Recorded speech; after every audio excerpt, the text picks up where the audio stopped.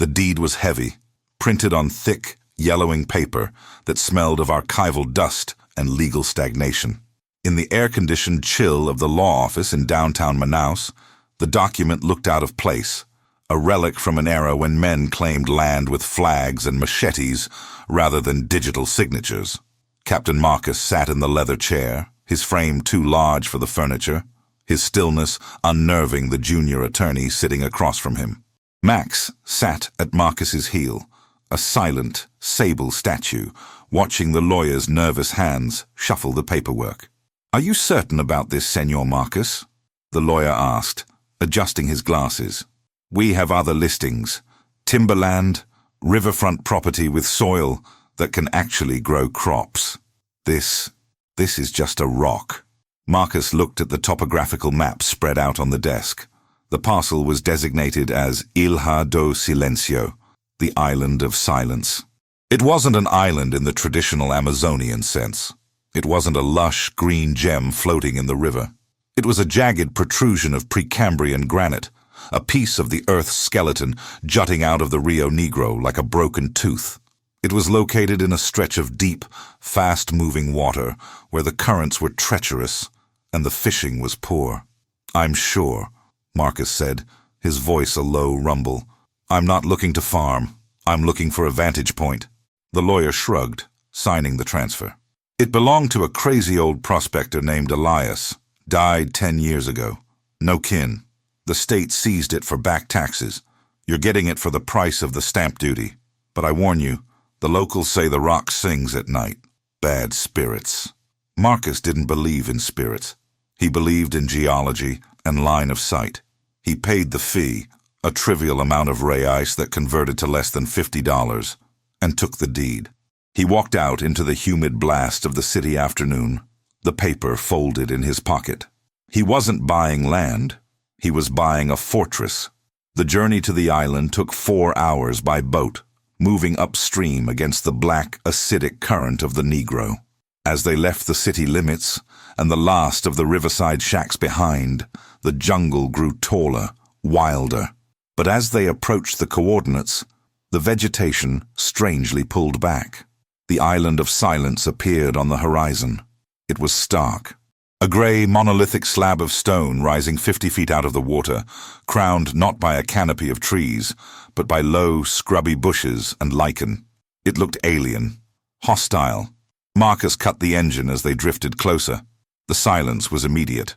The usual roar of cicadas and birds that defined the Amazon seemed to hit an invisible wall around the rock. The lawyer hadn't been lying about the name.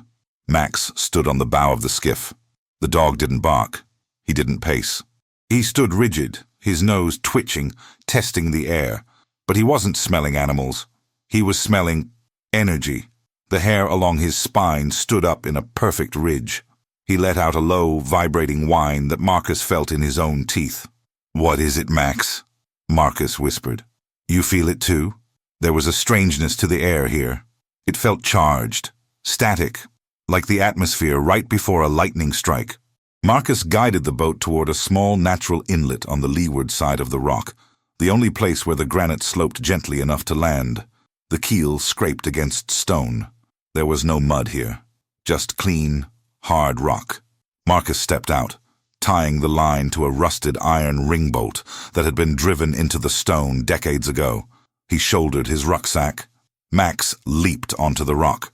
The dog didn't wait for Marcus. He immediately put his nose to the ground and began to track something invisible. He wasn't tracking a scent trail. He was tracking a vibration. He moved up the slope, ignoring the path, heading straight for the summit. Marcus followed, his boots gripping the rough granite. The heat radiating off the stone was intense, baking him from below as the sun baked him from above. At the top of the island, clinging to the rock face like a barnacle, was the structure. It wasn't a wooden shack. It was a stone cottage, built from the same granite as the island, mortared with heavy concrete. The roof was slate. It looked like a bunker disguised as a house. The windows were narrow slits, like arrow loops in a castle. The door was heavy timber reinforced with iron bands, grey with age and salt-free corrosion. It looked abandoned, desolate, but it didn't look weak. It looked like it had been built to withstand the end of the world. Marcus reached the door.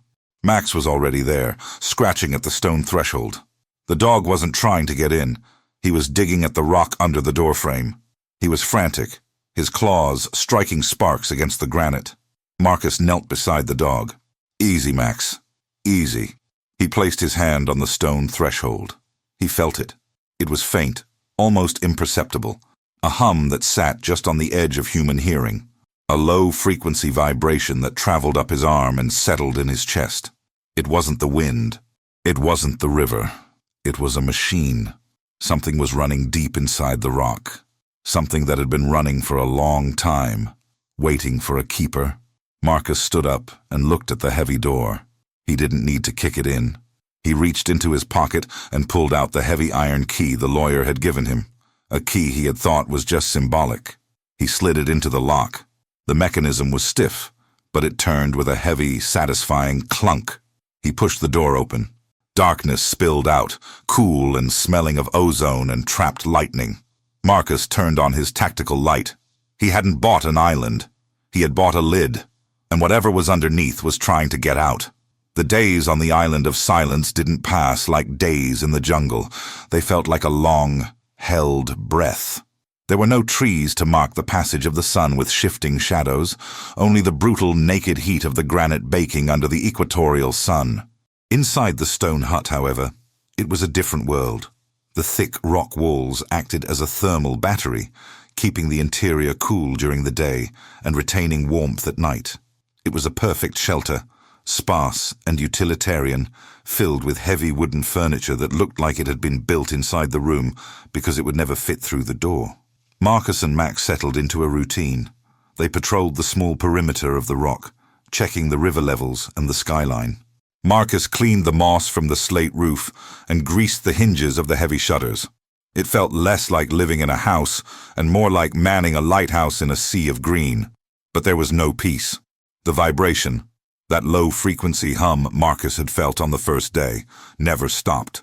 It was subtle, below the threshold of conscious thought for a human, manifesting only as a mild headache or a feeling of pressure in the chest. But for Max, it was torture. The German shepherd couldn't relax. He paced the stone floor, his nails clicking a restless rhythm. He wouldn't sleep in the corner on the rug Marcus laid out. Instead, he spent hours sitting in front of the massive stone fireplace, staring at the empty hearth. The fireplace was the centerpiece of the room, a megalithic structure built of rough-hewn granite blocks, large enough to roast a whole boar. It was cold. Marcus hadn't lit a fire yet. On the third night, a storm rolled in. Not a typical rain shower, but a dry storm. Heavy electrical activity, with very little rain. Lightning spiderwebbed across the sky, and the thunder boomed off the river water. The atmospheric pressure dropped like a stone. Max went berserk.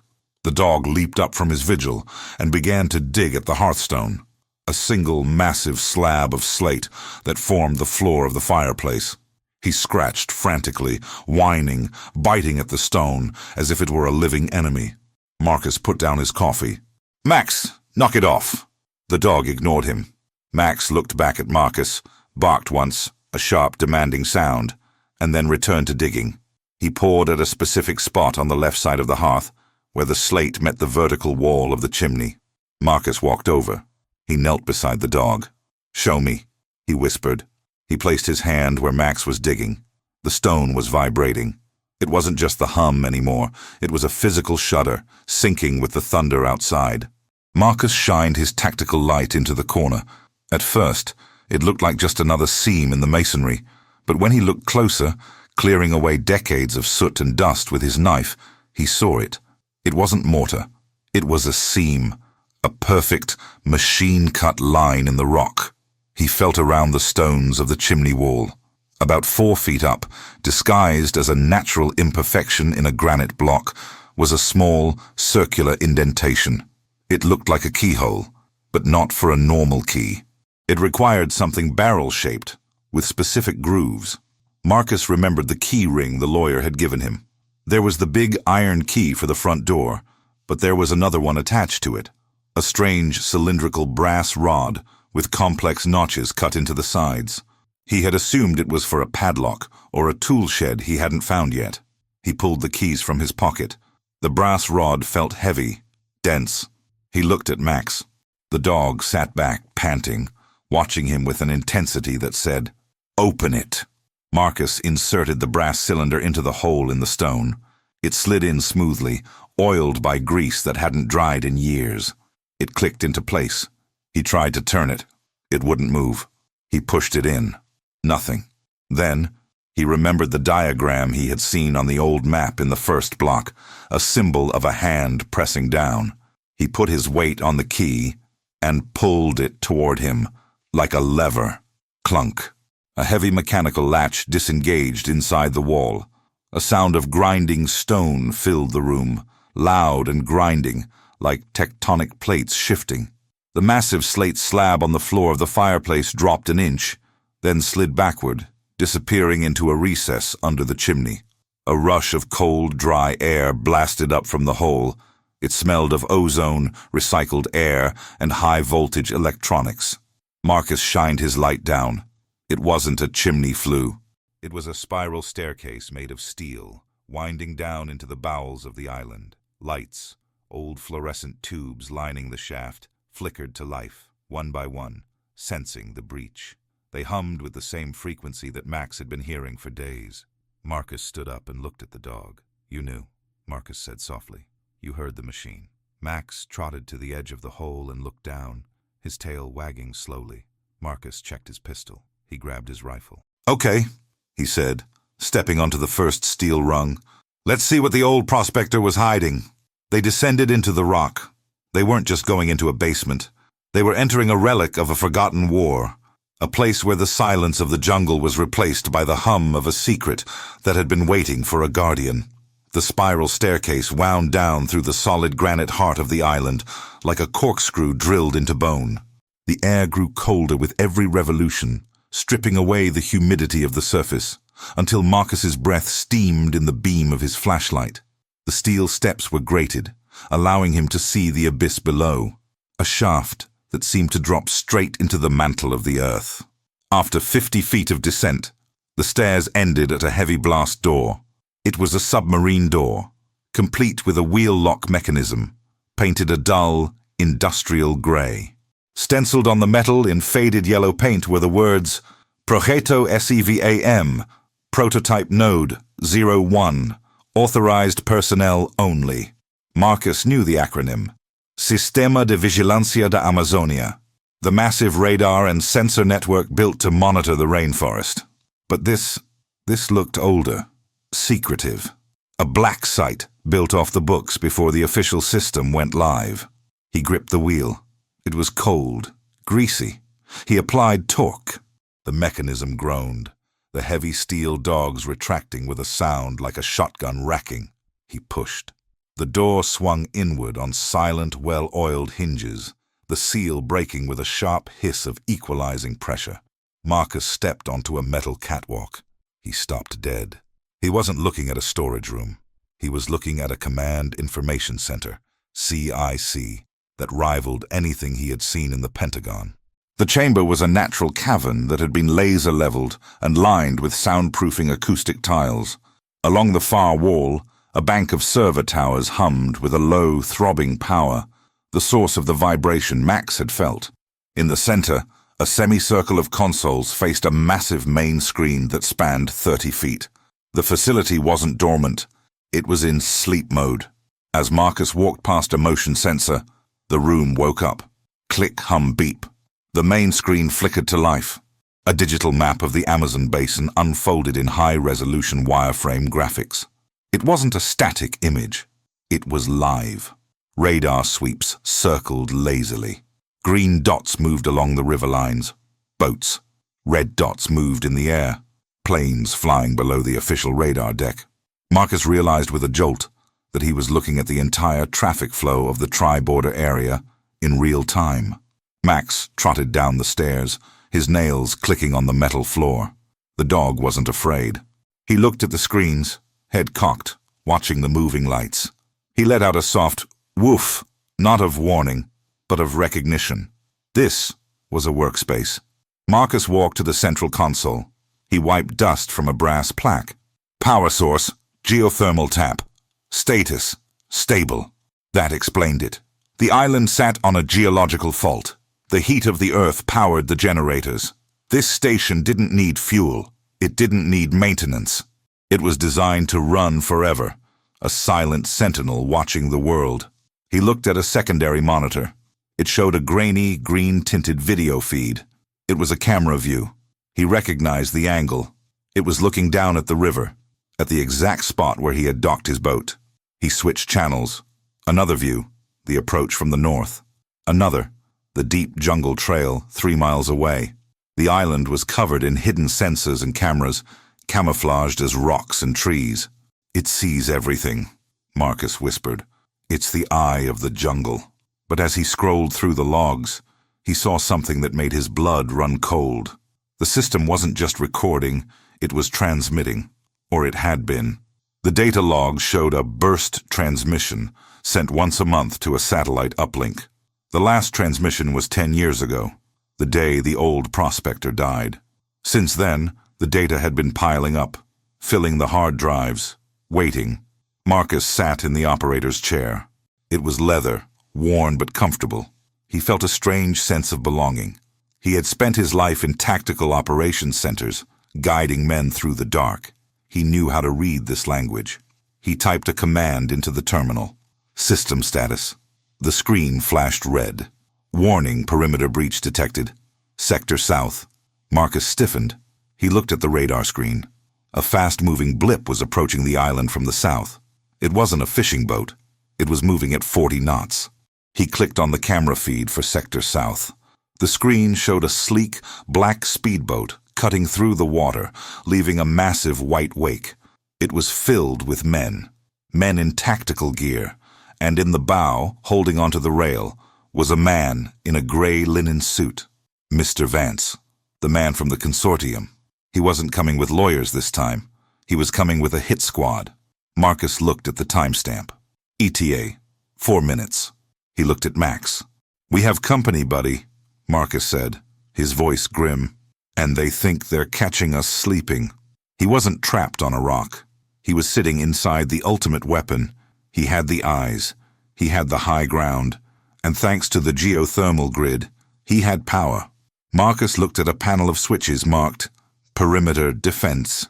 He didn't know what they did, but he was about to find out. The tactical advantage of the high ground is age-old, but the advantage of total information awareness is modern, absolute, and terrifying. From the cool, leather-bound comfort of the operator's chair, Marcus watched the invasion unfold like a silent movie. The monitors provided a crisp, green phosphor view of the enemy's movements. He counted 6 men in the boat, plus Vance. They were heavily armed, carbines, body armor, night vision. They weren't miners. They were a private military company, PMC, wet team, paid to erase problems. Marcus didn't panic. Panic is the result of the unknown, and right now, Marcus knew everything. He knew their heart rates were elevated. He could see the thermal blooms of their faces flushing with heat. He knew they were expecting a fight with a hermit in a shack, not a strategic chess match against a ghost. He turned to the control panel marked Perimeter Defense. It wasn't a weapon system. No automated turrets popped out of the ground. It was a denial-of-area system designed for psychological warfare and crowd control.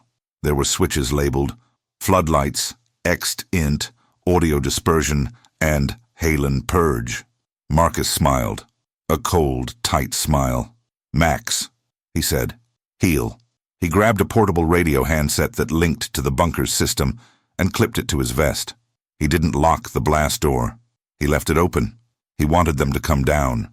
He wanted them to enter the belly of the beast. Marcus and Max moved into the shadows of the server banks, hiding in the deep gloom behind the humming towers, invisible to anyone entering from the catwalk.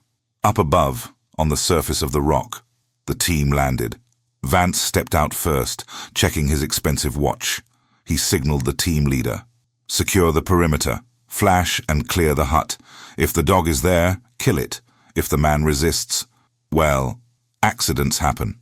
The team moved up the granite slope. They moved well, checking corners, staying low, but they were fighting a blind war. As the point man reached the heavy timber door of the stone cottage, Marcus flipped the first switch on his remote. Floodlights. The exterior of the rock didn't just light up, it exploded with lumens. Hidden banks of high-intensity halogen lamps, recessed into the stone and protected by thick glass, ignited simultaneously. The island turned into a supernova in the middle of the dark river. The tactical team was blinded. Their night vision goggles flared out, blinding them with white pain. They ripped the devices off their faces, cursing, stumbling on the loose rock. "Contact! Contact!" one shouted, firing blindly at the lights. Sparks flew as bullets hit the armored glass, but the lights stayed on. Vance shielded his eyes. "It's just lights. Push forward. Get in the house." They kicked the door of the cottage. Empty. They swept the room. Empty. Then they saw the fireplace. The massive slate hearth was slid back, revealing the gaping lit throat of the spiral staircase. The team leader looked down. "We have a tunnel. Going down.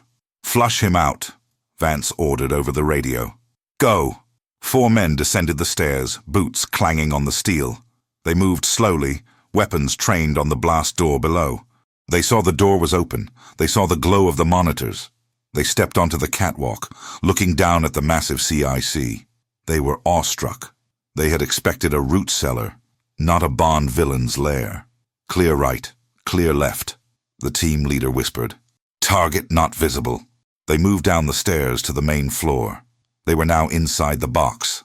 Marcus watched them from the darkness behind the servers. He waited until all 4 were on the main floor, away from the exit. Then he keyed the microphone connected to the audio dispersion system. "Gentlemen," Marcus's voice boomed from hidden speakers all around the cavern. It was amplified, deepened, surrounding them like the voice of God. "You are trespassing in a restricted military installation. You are in violation of federal code.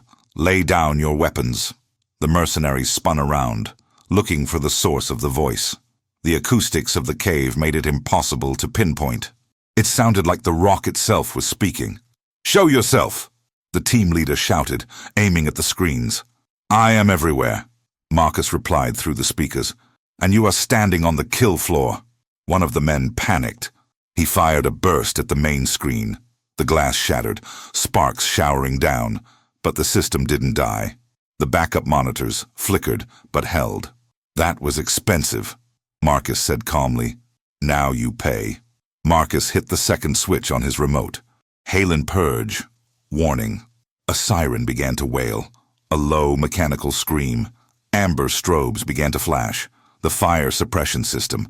Halon gas removes oxygen from the air to kill fires. It also knocks humans unconscious in seconds if they don't have masks. Gas began to hiss from vents in the ceiling. "Gas! Gas! Get out!" the team leader screamed. They turned to run for the stairs. But Marcus was there. He stepped out from behind the servers, wearing a gas mask he had pulled from the emergency locker. Max was beside him, also wearing a modified K9 muzzle mask. Marcus didn't shoot. He stood at the base of the stairs, blocking the only exit. He held his rifle across his chest. He looked like a demon of the underworld, faceless, masked, standing in a cloud of white gas. The mercenaries hesitated. They were coughing, dizzy. The lack of oxygen was hitting them fast. They raised their weapons, but their vision was blurring. Max barked, the sound muffled by the mask, but still terrifying. Marcus stepped forward, using the butt of his rifle to smash the knee of the first man who tried to rush him. The man fell. The others, lungs burning, panic setting in, looked at the long spiral staircase, then at the masked giant blocking it. They dropped their guns. They fell to their knees, gasping, hands clawing at their throats. Marcus watched them drop, one by one. The halon concentration was set to suppress, not lethal, but they didn't know that. They passed out from hypoxia within 30 seconds. The room went silent, save for the hissing gas and the wail of the siren. Marcus turned off the purge. The ventilation fans kicked in automatically, cycling fresh air from the surface. He walked among the fallen men, kicking their weapons away. He zip-tied them efficiently. Then he looked up at the catwalk. Vance was standing there. He hadn't come down. He had watched his team fall from the safety of the top landing. Vance held a pistol. He was aiming it down at Marcus. "Impressive," Vance shouted over the fans. "But you can't dodge a bullet." Marcus looked up. He was 40 feet below. He couldn't reach him, but Max could. The spiral staircase had a central pole, a structural support. Marcus pointed up. "Max, up!" The dog didn't take the stairs. He leapt onto the servers, then to a pipe, and scrambled up the structural bracing like a mountain goat. He was closing the distance vertically, while Vance was focused on Marcus. Vance fired. The bullet sparked off the concrete floor near Marcus's boot. Marcus didn't flinch. He just pointed behind Vance. Vance turned. Max was there, on the catwalk railing, teeth bared. The businessman screamed as the dog launched himself.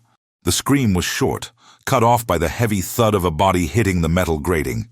Max hit Mr. Vance with the precision of a heat-seeking missile, his momentum knocking the man flat against the catwalk.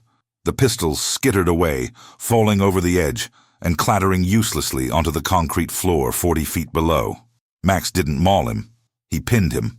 One heavy paw on the man's chest, jaws hovering inches from the jugular, a low growl reverberating through Vance's ribcage. Marcus took his time climbing the spiral stairs. He removed his gas mask, hanging it on his vest. The air scrubbers had done their job. The atmosphere was crisp and cool again. He walked up the steps with the heavy, measured tread of a judge approaching the bench.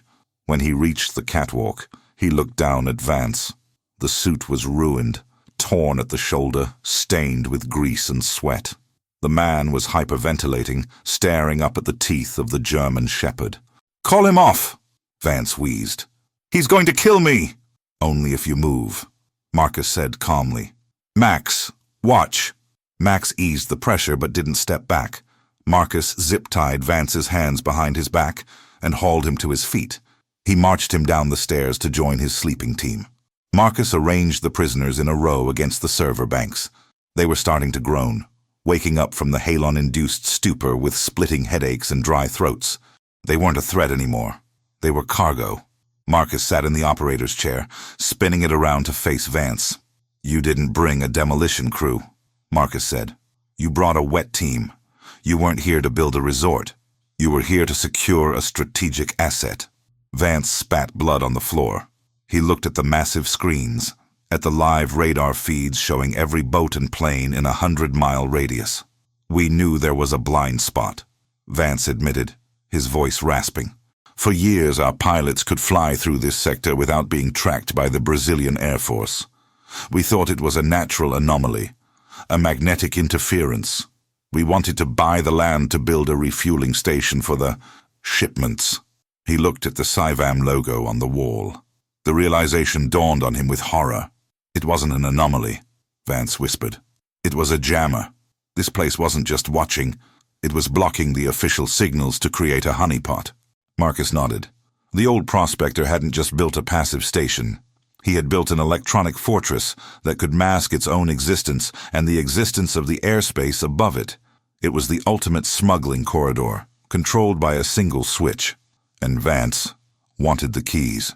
"You're sitting on a gold mine, Captain," Vance said, the greed seeping back into his voice despite his predicament. "Do you have any idea what the cartels would pay for control of this radar bubble? Millions. A month. We can make a deal." Marcus stood up. He walked to the main console. "You're right," Marcus said. "It is valuable." He reached out and flipped a large toggle switch protected by a red cover. Jammer status, off. Uplink, active. On the screen, the radar map changed. It suddenly populated with dozens of new signals. Official transponders, police frequencies. The blind spot was gone. The sector was now broadcasting loud and clear to every monitoring station in Brazil. "I just turned the lights on," Marcus said. "Every flight controller in Manaus just saw this sector light up. They know something changed. They'll be sending a bird to investigate the signal source." Vance's face went gray. "You idiot. You just exposed us. You exposed yourself." "I'm not hiding," Marcus said. Before Vance could reply, the bunker shook. It wasn't an explosion. It was thunder. The storm that had been brewing on the radar screen had finally arrived directly overhead. Rain began to pound the island rock, a vibration that traveled down through the granite like a drumbeat. The lights flickered as the geothermal regulators adjusted to the atmospheric pressure drop. "We're stuck," Marcus said, looking at the camera feed of the river. The water was churning, white-capped and violent. The mercenary's boat was being battered against the rocks. "Nobody is leaving this rock tonight. Not you, not me, not the police." He tossed a bottle of water to Vance. It hit the man in the chest. "Drink," Marcus ordered. "It's going to be a long night." He turned back to the console. He picked up the satellite phone handset integrated into the desk. He dialed the number he had sworn never to use unless the world was ending. The ghost line. The connection clicked.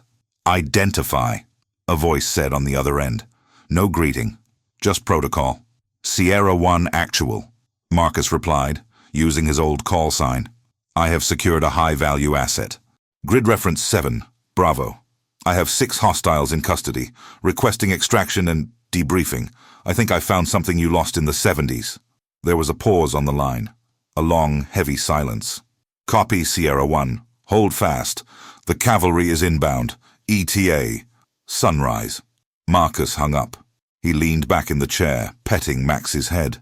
The storm raged above, trapping them in the stone belly of the island. He was locked in a room with 6 killers who wanted him dead. But for the first time, he felt completely safe. He was the warden. This was his prison. And when the sun rose, he wouldn't be the crazy hermit on the rock anymore. He would be the most important asset in the Amazon. The storm broke at 0600 hours, dissolving into a brilliant, washed-out blue sky that reflected perfectly off the wet granite of the island. The air was crisp, scrubbed clean of the humidity. Inside the bunker, the prisoners sat in sullen silence, defeated not by bullets, but by the crushing weight of their own tactical failure. Mr. Vance stared at the floor, his expensive suit ruined, his empire of secrets dismantled by a single man and a dog. Marcus heard them before he saw them. The sound wasn't the whine of a boat engine. It was the deep, percussive thump, thump, thump of rotors cutting heavy air. He checked the radar screen. A single, fast-moving contact was approaching from the south at treetop level. Transponder squawking a military code. "Time to go," Marcus told the prisoners. "Rides here." He marched them up the spiral staircase, Max nipping at the heels of anyone who dragged their feet.